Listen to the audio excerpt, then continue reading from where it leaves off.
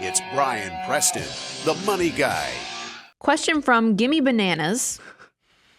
It says, Money Guy Show, you guys talk about term life insurance for most people, but do you ever suggest whole life for certain people? What scenarios does the Money Guy Show suggest whole life?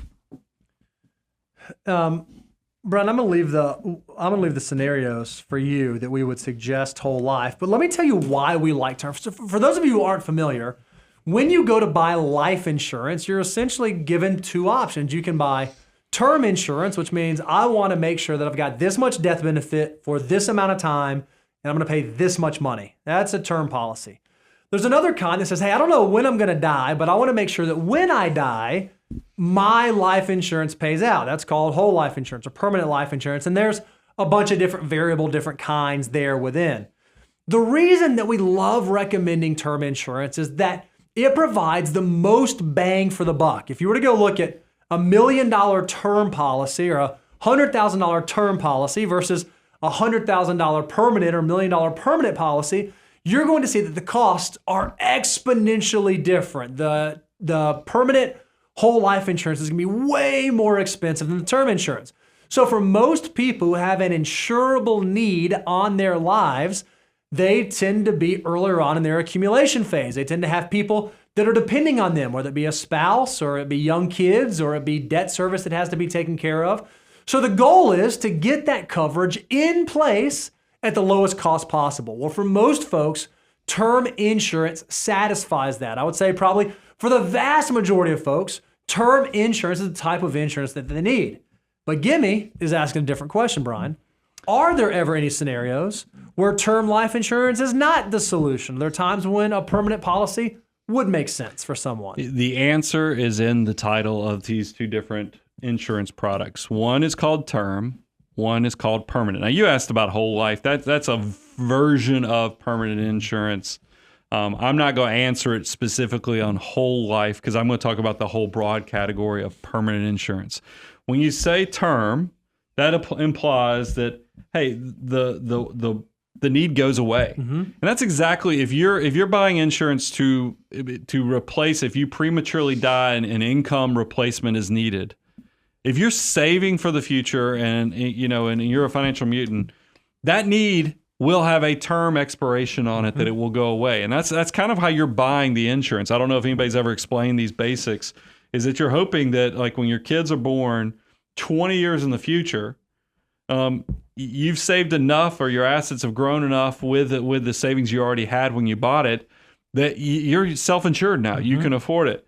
Now, there's other situations, and I don't mind giving an experience share on this, where the need doesn't go away. It's a permanent need. And let me give you, earlier in my career, if you can believe it, the estate threshold was like $675,000, meaning if you had an estate worth that, you could pass it over to your spouse tax-free, but beyond that, there was an estate tax. And remember, this thing was like 55% tax, but it was still one of those things where you had to plan accordingly. So it was not hard for people to have an estate tax that was looming and sitting over them with their small business, their farms. Even if you just had a house in California, it seemed like you had an estate problem. So that opened up immediately for a need for a lot of people. If you had not thought of this concern and somebody brought it your way, like I had a business owner who had built a very successful business, had a bunch of real estate. All these things are very illiquid. Business is illiquid. Selling real estate on the fly is not the way you want to do it. And we realized, hey, this person had a lot of net worth, but not a lot of liquid assets. If they died tomorrow, holy cow, the government is going to be the only beneficiary here because they're going to have to get rid of these assets. They're going to have to pay this tax.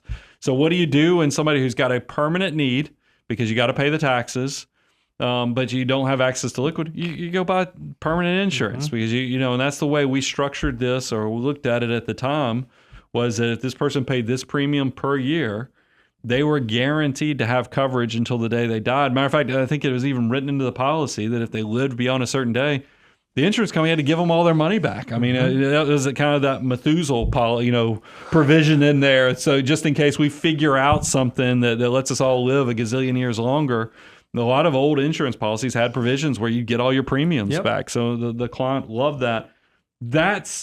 So I have done permanent insurance or recommended permanent insurance for clients in the past. I've even got those experience shares.